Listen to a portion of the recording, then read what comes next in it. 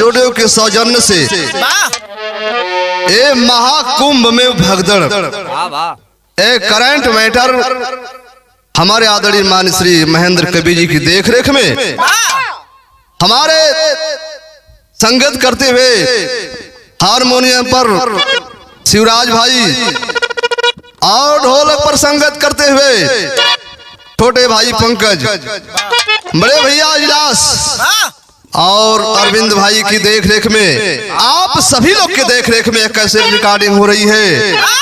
आशा नहीं बल्कि विश्वास करता हूँ यह विधा आप लोग को जरूर पसंद आएगी।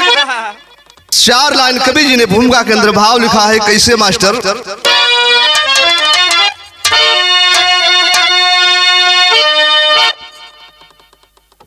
पावन पतित पावनी मात गंगा,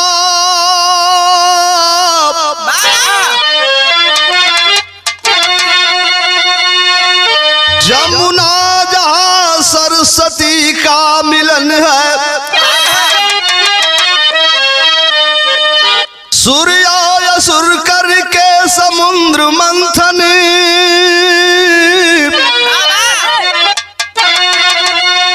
गिराधार अमृत का संगम मिलन है, दया दान करके पथिक पाप धोता,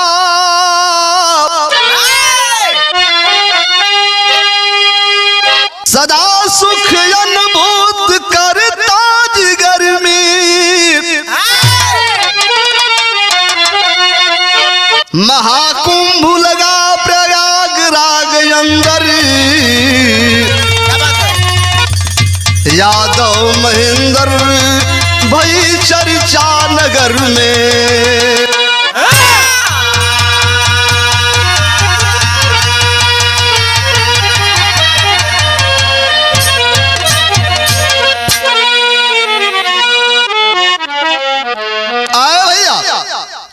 बतावन ये भारत की धरती संतों महागुरुओं की धरती है बाबूजी।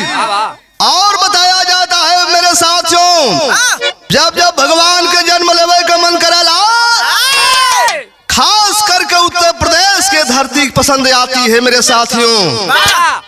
ए भैया, आखिरकार में कई जन्मों से पाप करने के बाद पाप धोए खातिर लोग ए भैया महाकुंभ में गईलन है। जब महाकुंभ में गईलन सुख शांति बदे जात होने भैया, जब गईलन तो भैल का मास्टर यही जैसे गजल का संकेत लिखे के पड़ल।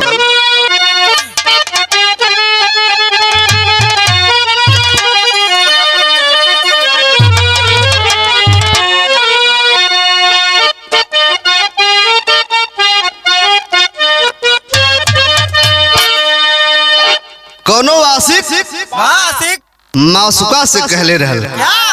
मासुका कैसा रहा भैया? ये नहीं अरविंद भैया मते सुगर है मासुका तो हर बड़ी याद आवे ले, याद में बड़ा परेशान बा बेचारी। ठे बात कहले रहल, का कहले रहल मास्टर।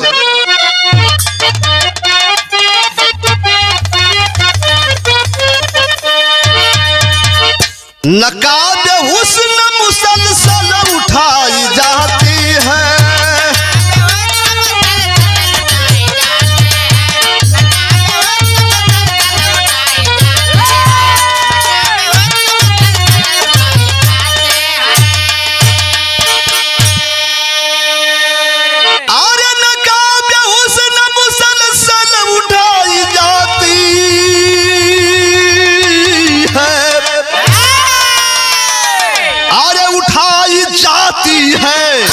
मैं पीता नहीं जबरी पिलाई जाती है।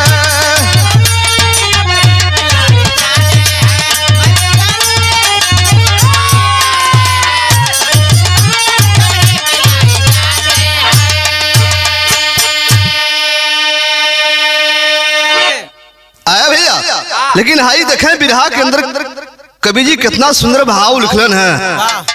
दिल में श्रद्धा बा कि हम चलम महाकुंभ में नहाए। कैसे मास्टर?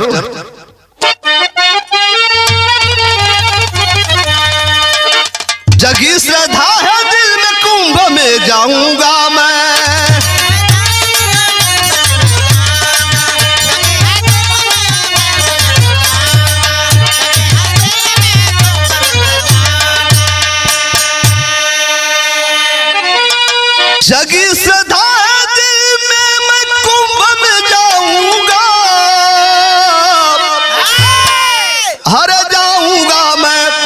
नहा के पूर्ण यात्मा हो पूर्ण पाऊंगा।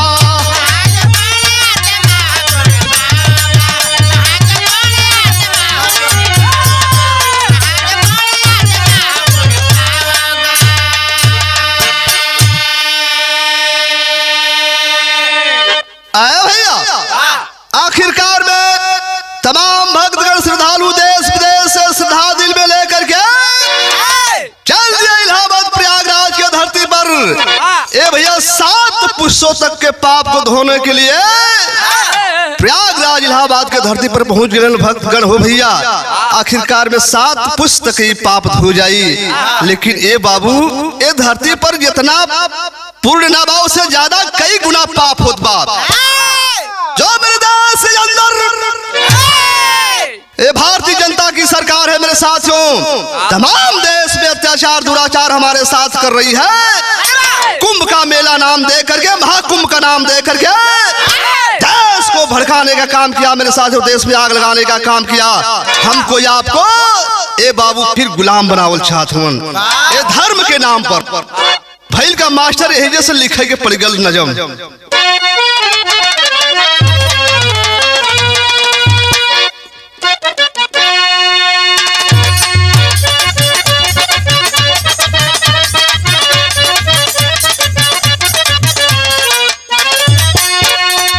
इधर सरकार की व्यवस्था भरपूर रही, कई करोड़ भीड़ आने की मशहूर रही।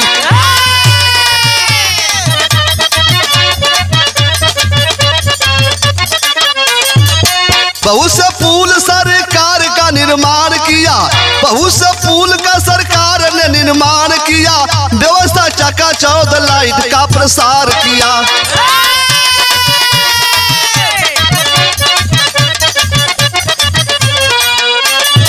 वीआईपी घाट विस्तार जोरम जोरों पर, उमड़ने भीड़ लगी घाट के हर छोरों पर।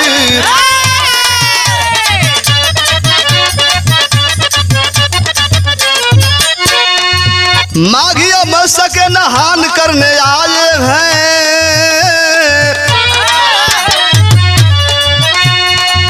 माघी अमावस्या का नहान करने आए हैं। 28 जनवरी का गम सबको समाये हैं।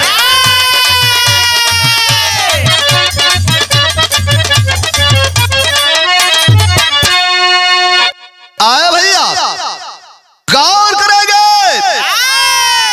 ए भाजपा की सरकार 10 करोड़ की आंकड़ा देती है कि इस महाकुंभ में 10 करोड़ आएंगे, लेकिन पेपर मीडिया ने बताया करीब करीब 18 करोड़ से ज्यादा संख्या पहुंची इलाहाबाद प्रयागराज में।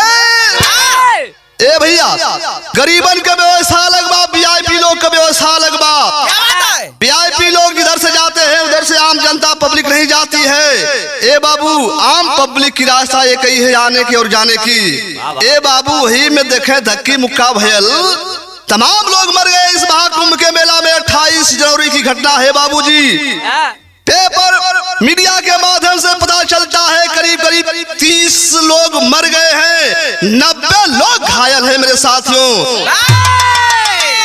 लेकिन ये भाजपा की मीडिया साफ बात को नहीं बता रही है। आए भैया, करीब करीब 3000 लोग मर चुके हैं, लेकिन मीडिया के लोगों ने 30 लोग को केवल दिखा रहा है। आए भैया, 12 संगम अपने माई बाप का लोग सेवा ना कह पाओ थोन, संगम नहाए जात होन भैया, कई पुष्प तारे जात होन। आए समाज के लोग, भारत के लोग, अंधकार से बाहर आने का काम करो, नहीं तो फिर गुलामी होगी। हमें आप गुलामी के बेड़ी में जकड़ करके जिएंगे। लेकिन भैल का मास्टर ही तेरी शैली से भाव लिखे के पड़ल।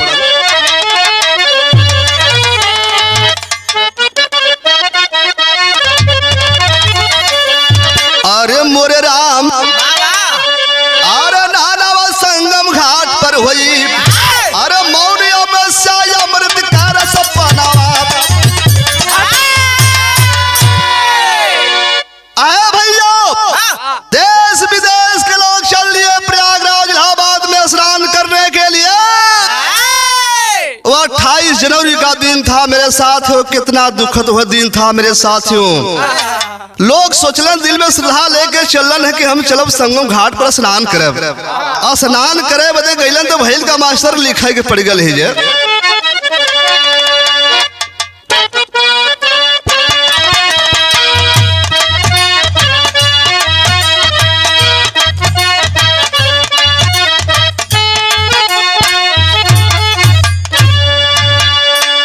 देशवा विदेशवा से श्रद्धालु आवह लगले, श्रद्धालु आवह लगले, भर के दिल में हुलास जी। सोचे 28 वाली रतिया बीता के भैया, रतिया बीता के भैया, वंश खास जी। रतिया में खाना खा के सुत सब लोगावा हो, सुत सब लोगावा हो, रतिया के 12 बजे पास जी। सबले दारोगा जी एक सबके जगाव लगले, सबके जगाव लगले, सूचना सुनाव दिल आस जी।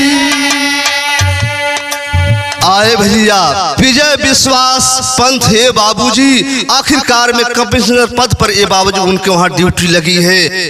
12 बजे रात का समय बाबू भैया, आखिरकार में आवाज देते हैं पब्लिक के, ए भैया जे खैले सुतल रह गए लो भैया, जागल नहीं, आखिरकार में जगावत हुन, जगावत हुन, जग जाओ भैया, जाकर के स्नान कला।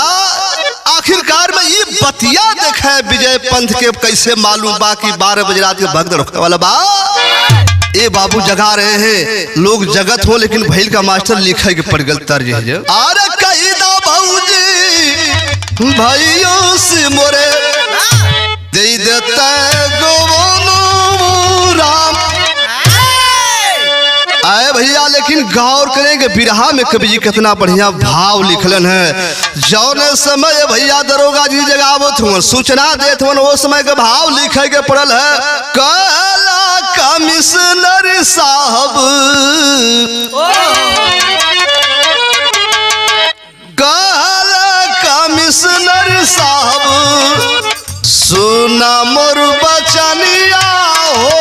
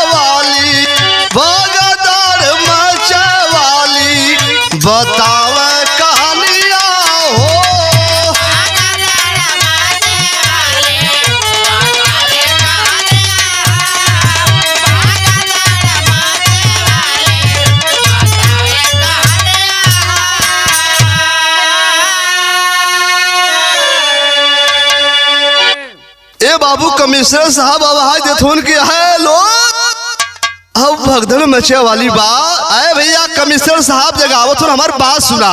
कहा सुना भैया?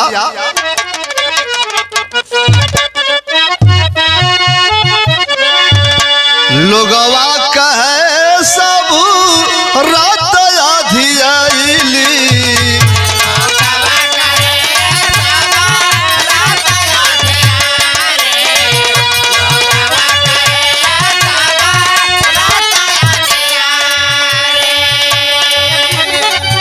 छोट बड़ा बच्चा साथे कैसे नहाइब हो, कैसे नहाइब हो।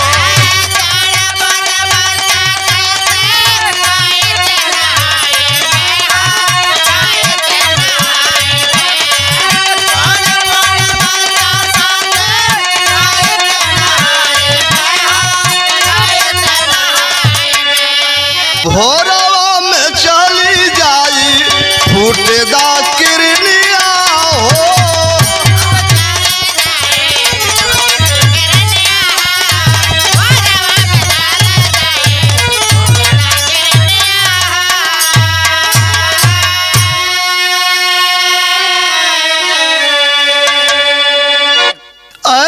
साहब आके लोगन के जगावत होन के भैया जल्दी जालो स्नान कैला भगदड़ मचे वाला बाप। आए भैया यह बात कमिश्नर को कैसे पता थी कि भगदड़ मचे वाला बाप। ए बाबू गौर करेंगे यह भाजपा की सोची साजिश है मेरे साथियों। भैल का मास्टर लिखे के पड़ल तार से बढ़िया भावा बाबू कमिश्नर जी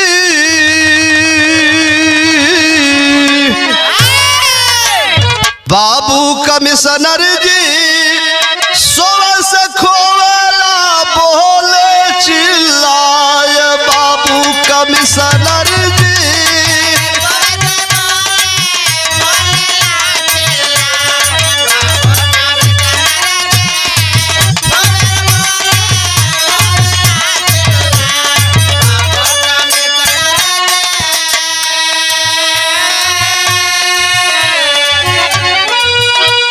एक से दो के बीच रात में भगदड़ मचल बा भारी। अरे ना मालूम खेल हो गई अरे दिल में सोचते बारी कि बाबू कमिश्नर जी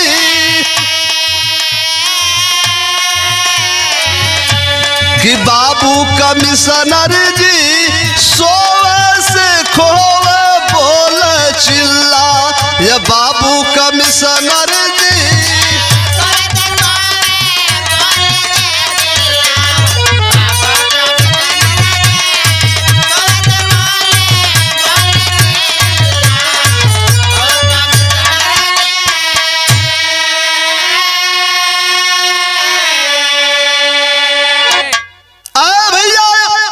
करीब 1 से 2 बजे के बीच में रात में भगदड़ होता है। मालिक कवन खेल हुई है भैया। आखिरकार एक पे एक लोग गिरे लगलन हो भैया। अफरा तफरी मचल बा तमाम लोग ए भैया घायल हो गइलन। केहू के केहू बचा ना पाओ थे ए बाबू। लेकिन भैल का मास्टर ए जब विदेशिया से लिखे के पड़ल तो केतना परैले केतना मर गईला मेलावा में केतना छठ मनाए वही घरी आई बाबूजी। ताबड़तोड़ एम्बुलेंस ले जाता अस्पतालावा में अरे केतना आइल महामारी। ए भैया गौर करेंगे जिस समय भगदड़ हुआ मेरे साथियों ऐसा लगे कि महामारी आ गई। ए बाबू केहू के केहू बचा ना पावत हो भैया। केहू का माई मर गई केहू का बाबू मर गइलन केहू का बेटा मर गइलन हो भैया। केहू का लड़का मर गइलन हो भैया। केहू का पति मर गइलन। ए बाबू मेला में इतना भारी भगदड़ भल कि केहू केहू बचा ना पावत। तब भैल का मास्टर लिखे के पड़ गल पपट से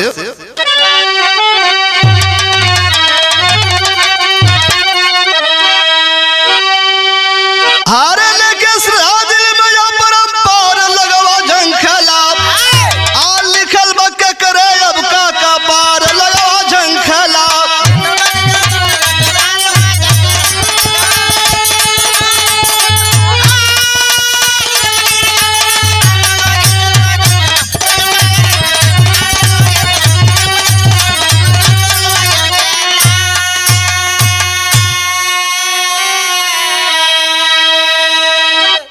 ए बाबू दिल में श्रद्धा लेकर के श्रद्धालु लोग बाबू देश विदेश से लोग आल होने बाबू प्रयागराज में।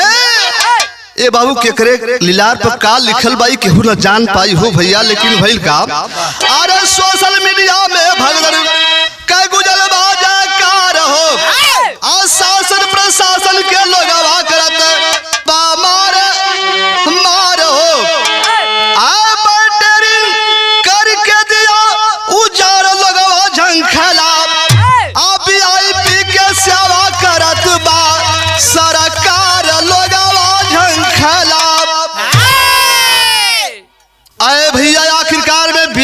व्यवस्था अलग कर दी गई है मेरे साथियों। वीआईपी लोग अलग रास्ते से जा रहे हैं। आज आम पब्लिक ये बाबू एक रास्ते से जा रही है, एक रास्ते से आ रही है। यही में भगदड़ मचलो भैया, तमाम लोग मर गए। बताया जाता है मेरे साथियों, पेपर मीडिया के लोग नहीं बताते हैं, लेकिन मेरे साथियों आंकड़ा मिलता है करीब 3000 लोग मर गए हैं। इनसे ज्यादा मर गए हैं, लेकिन ये भाजपा की जो मीडिया है नहीं दिखा रही है मेरे साथियों। लेकिन हुआ क्या, शासन प्रशासन का चूक लोग देले बाबू, केवल हो वीआईपी का होला सत्कार।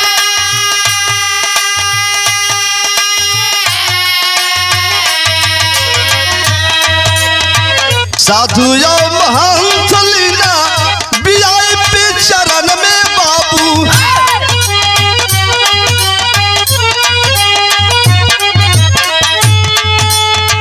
राम छोड़ू नहीं के जाने करता।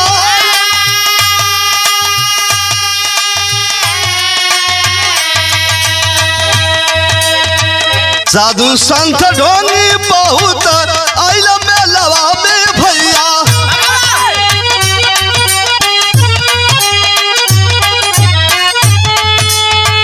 टीवी अखबार रोज करत प्रचार।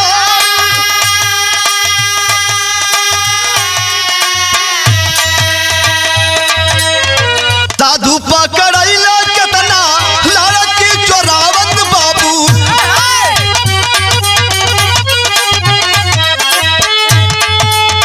केतना नकली साधु हो लगला गिरफ्तार।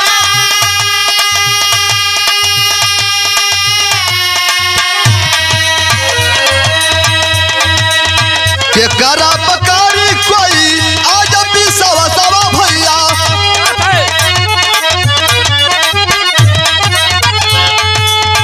अपन हो पराया होई जाला संसार।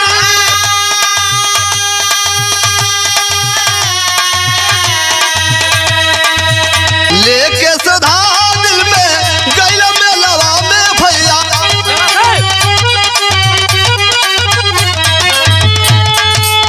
बुझ गल चिराग होकर गंगा हो किनार।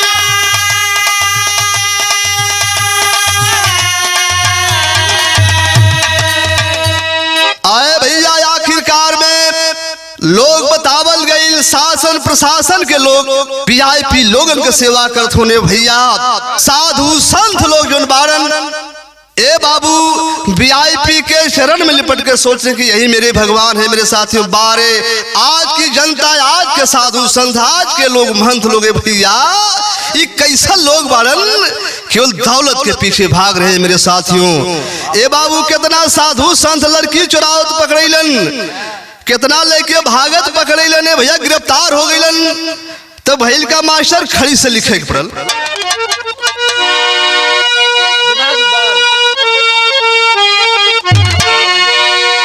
आरे जोगी बन के भोगी जोगर महिमा बाबा जी, कैसा गंगा जी क्या बिरल बनैमा बाबा जी।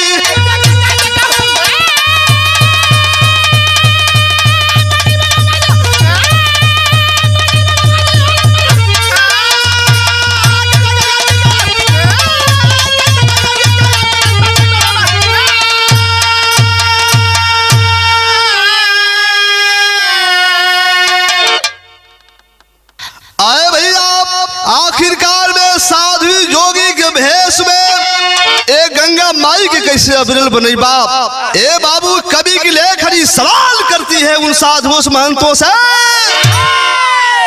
जीवन साधु लड़कियां लेके भागत रहो भैया। वो लड़की वो साधुवन से ही कवि की लेखनी सवाल करती, आप कैसे इस देश को धर्म निरपेक्ष बनाएंगे। तो हुआ क्या मेरे साथियों, अरे साधु संत साध्वी महंत का बारेला, अरे जाता जुटा दाढ़ी नंग हो के मेला।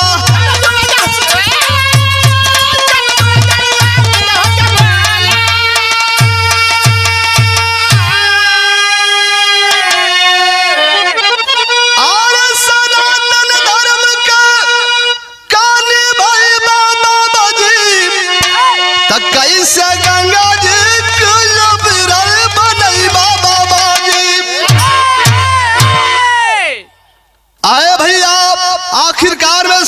संत के बाबू मेला जुटल बा लोग, तमाम लोग देश विदेश से आयल हूँ, सनातन धर्म के कैसे निभैबा ये बाबू। लेकिन भइल का 38 से 40 मर गया आकर सरकारी, अरे